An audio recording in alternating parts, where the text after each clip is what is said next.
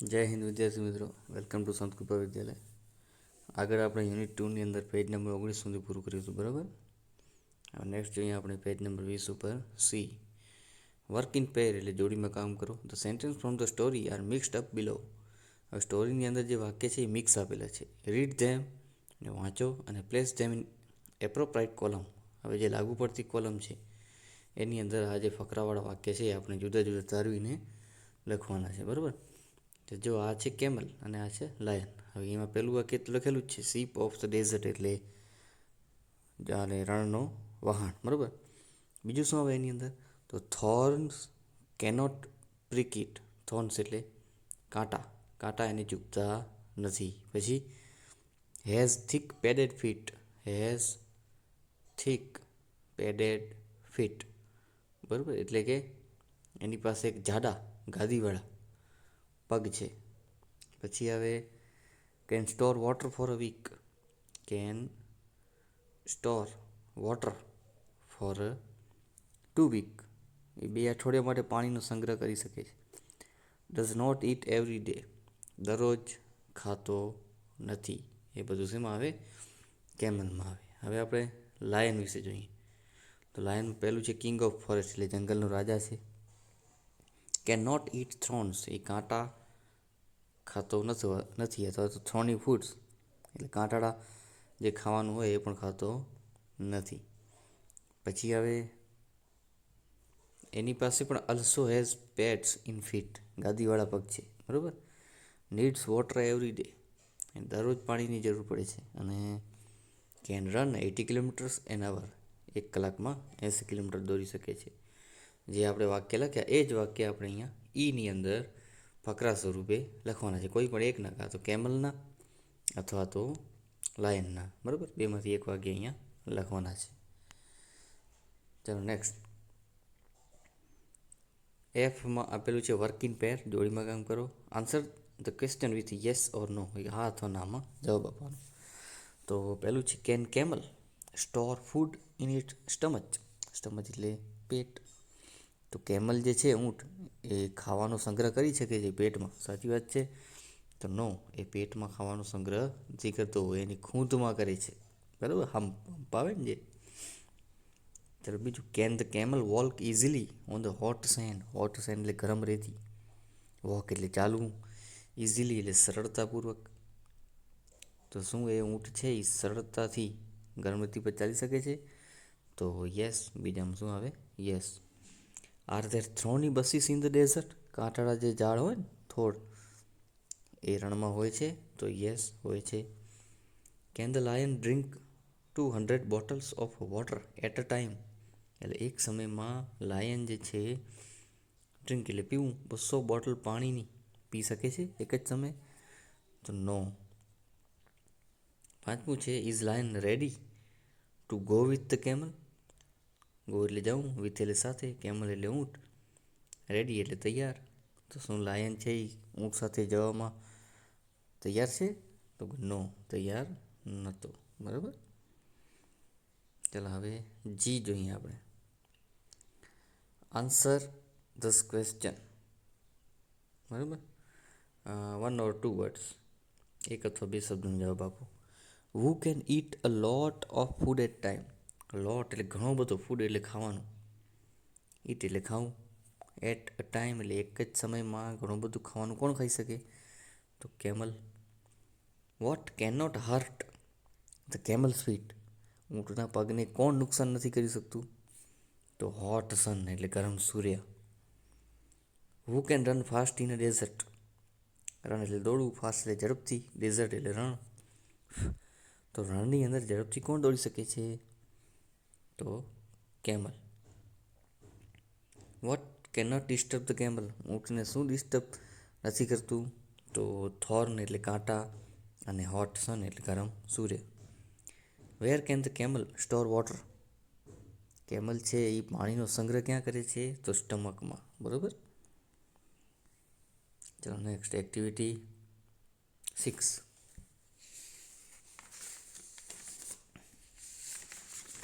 Activity 6ની અંદર મિત્રો study the example of write a request for each picture.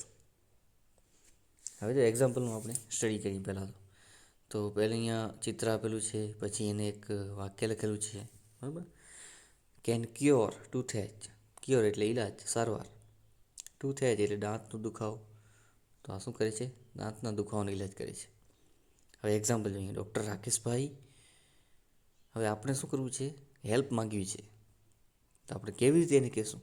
દાખલા તરીકે આપણે દાંતનો દુખાવો થયો તો આપણે એની હેલ્પ માંગીએ તો કેવી રીતે હેલ્પ માગશું? તો doctor Rakeshbhai, will you please cure my toothache. શું તમે મારા દાંતનો દુખાવાનો ઈલાજ કરી આપશો? ખ્યાલ આવ્યો? એવી રીતે બીજું ચિત્ર જોઈએ. Can stitch shirt. શર્ટ સીવે છે. તો આપણે કેવી રીતે કહેશું કે મારો શર્ટ સીવી આપો? તો Mohanbhai, will you please stitch a shirt for me. શું તમે મારા માટે શર્ટ સીવી આપશો? ઓકે, ચાલો પછી ફર્નિચર બનાવે છે. કેન મેક ફર્નિચર, બરાબર. તો આપણે કેવી રીતે એને કહેશું? તો Ramjibhai, will you please make furniture for my house. શું તમે મારા ઘર માટે ફર્નિચર બનાવી આપશો? ચાલો પછી આગળનું ચિત્ર જુઓ. Can repair electric item. Electric item repair કરે છે. તો Kiritbhai, will you please repair my table lamp અથવા તો ફેન, જે હોય.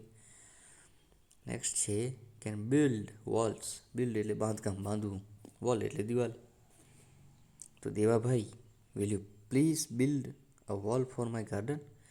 શું તમે મારા બગીચા માટે એક દિવાલ બાંધી આપશો? અને કેન કટ હેર. વાળ કાપે છે. તો શું કહેશું આપણે એને? તો Lalitbhai, will you please cut my hair. શું તમે મારા વાળ કાપી આપશો? ઓકે, ચાલો નેક્સ્ટ જોઈએ. એક્ટિવિટી 7ની અંદર હવે જો અહીંયા એક બોક્સમાં શબ્દ આપેલો છે બ્રિક્સ. બ્રિક એટલે ઈંટ થાય, બરાબર. હવે બાજુમાં છે આપણે વાક્ય લખવાના એને લગતા. એક્ઝામ્પલ તરીકે જો, ઇટ ઇઝ રેડ. ઈંટ કેવી હોય? લાલ હોય. ઇટ ઇઝ હેવી, ભારે પણ હોય. હવે એ બે એના લક્ષણ આપણે લખ્યા, પછી શું લખશું? તો હવે ઈંટની દ્રષ્ટિએ આપણે બોલવાનું. I can build a wall with it. હું એનાથી દિવાલ બાંધી શકું છું, બરાબર. I can break a coconut with it. હું એનાથી નારિયેળ તોડી શકું છું. But I can not eat it. પણ હું એને ખાઈ શકતો નથી. કોને? તો ઈટને. ખ્યાલ આવ્યો? ચાલો એવી રીતે નેલ. નેલ એટલે ખીલી. તો શું લખશું એના વાક્ય આપણે? It is made of iron. Iron એટલે લોખંડ, તો તે લોખંડથી બને છે. પછી આઈ કેન હેંગ. હેંગ એટલે લટકાવું. શું લટકાવું? પિક્ચર એટલે કોઈ ચિત્ર, ફોટો. એન્ડ ક્લોક એટલે ઘડિયાળ, બરાબર. તો એની ઉપર હું ઘડિયાળ લટકાવી શકું છું અથવા ચિત્ર લટકાવી શકું છું. But I can not hang cloth on it. પણ હું એની ઉપર કપડાં લટકાવી શકતો નથી. ચાલો પછી છે a cup. It is made of glass. તે કાચથી બને છે, બરાબર. પછી I can drink tea in it. હું એનાથી ચા પી શકું છું. But I can not take bath in it. પણ હું એના દ્વારા નાહી શકતો નથી. એનાથી કપથી નવાય ન નવાય. ચાલો સીડી. It is round. તે કેવી હોય? રાઉન્ડ હોય. I can here songs on it. Here એટલે સાંભળવું. તો હું એનાથી સાંભળી શકું છું. શું? સોંગ્સ અથવા ગમે એ હોય. But I can not write on it. પણ હું એના ઉપર લખી શકતો નથી. ચાલો પછી જોઈએ ગ્લાસ. તો I can drinks water in it. તો ગ્લાસથી હું પાણી પી શકું છું. I can drinks juice in it. એનાથી જ્યુસ પણ પી શકું છું. But I can not eat it. પણ એનાથી ખાઈ શકતો નથી. ગ્લાસથી ખવાય? ન ખવાય. આ કોમ્બ. કોમ્બ એટલે દંતિયો, જે આપણે વાળ હોય ને, કાંસકો. It is made of plastic. શાથી બને છે? પ્લાસ્ટિકથી બને છે. I can comb my hair with it. હું એનાથી મારા વાળ ઓળી શકું છું. I can not wash my hair with it. હું એનાથી વાળ ધોઈ શકતો નથી. આ થ્રેડ. થ્રેડ એટલે દોરો. It has many colour. તો દોરાના ઘણા બધા કલર હોય છે. I can stitch a shirt with it. તો હું એનાથી શર્ટ સીવી શકું છું. I can not cut cloth with it. પણ હું એનાથી કાપડ કાપી શકતો નથી. એટલે પછી જોઈએ હમર. હમર એટલે હથોડું. It is big and heavy. તે કેવું હોય? મોટું હોય અને ભારે હોય. I can fix a nail with it. Nail એટલે ખીલી, ખીલી આગળ જોઈતી નેઇલ, તો ખીલીને ફિક્સ એટલે આમ બરોબર દિવાલ સાથે ચિપકાવી શકું છું. But I can not fix a tape with it. પણ એનાથી એક નલકો છે એ હું ફિટ કરી શકતો નથી. ચલો નેક્સ્ટ જોઈએ કોમ્પ્યુટર. કોમ્પ્યુટર બધાએ જોયું હશે મિત્રો, બરાબર. It is machine. શું છે? પહેલું તો એ મશીન છે. I can study with it. એનાથી આપણે ભણી શકીએ છીએ, અથવા હું એનાથી ભણી શકું છું, બરાબર. પછી નેક્સ્ટ જોઈએ I can play on it. એનાથી રમી શકું છું. But I can not swim it. પણ હું એનાથી તરી શકતો નથી. કોઈ એક વાક્ય એવું લખવાનું કે આપણે કરી શકીએ એનાથી, અને કોઈ એક વાક્ય એવું લખવાનું કે ન કરી શકીએ, અને એક વાક્ય એના ગુણધર્મ લખવાનું કેવું છે એ. એટલે 3 વાક્ય બની જાય દરેકમાં. એટલે આપણે જોઈએ ને બધામાં. સીટ ઓફ પેપર એટલે પેપરની એક સીટ, કાર્ડ સીટ આવે ને એ ટાઈપની. It has many colour. તેની પાસે પણ ઘણા રંગ હોય છે, ઘણા રંગની આવે. I can write on it. તો હું એના ઉપર લખી શકું છું. I can make a paper boat. તો પેપરની હોડી બનાવી શકું છું. But I can not sail on it. Sail એટલે તરવું, બરાબર, સફર કરવી. પણ હું એ પેપર બોટથી તરી શકતો નથી, અથવા તો સફર કરી શકતો નથી. ચલો નેક્સ્ટ જોઈએ મિત્રો એક્ટિવિટી 8ની અંદર વર્ક ઇન પેર, બરાબર. હવે જો સરખા ઉચ્ચારવાળા શબ્દો છે એની નીચે લીટી કરવાની. તો ચાલુ કરીએ આપણે. I am Madhav, my left eye is weak. તો અહીંયા 2 શબ્દ મળ્યા, એક આઈ, બરાબર. Do you know Punjabi Mehul? Mehul no, I don't. તો 2 શબ્દ મળ્યા, નો. ત્રીજું છે go by car Suresh, thank you Smita, good bye. તો બાય, બરાબર. Our principal was at the school for an hour. તો અવર. ઉચ્ચાર સરખા થાય છે, અર્થ અલગ છે, સ્પેલિંગ પણ અલગ છે. આપણે સરખા ઉચ્ચારવાળા શોધવાના છે. Ate friend ate all the apple. તો ate. We are at the Somnath temple, we can see the sea from here. તો sea. I ate 2 kachori, I can take 1 more 2. Two. Come here, can you hear the call of cuckoo. તો here અને hear. This is a strong knot, I cannot untie it. તો knot અને not, can not અને knot, બરાબર. Not એટલે શું થાય? ગાઢ થાય, બરાબર. અને અનટાઈ એટલે છોડવું અથવા ખોલવું. This is the last week before the examination, Mitali is still weak in her study. તો 2 શબ્દ મળ્યા આપણે, વીક અને વીક. ચાલો નેક્સ્ટ જોઈએ આપણે. હવે જો વાક્ય આપેલા છે એ વાક્ય દ્રષ્ટિની રીતે સાચા છે કે ખોટા એ આપણે તપાસવાના છે. કેવી રીતે? તો જોઈએ આપણે, બરાબર.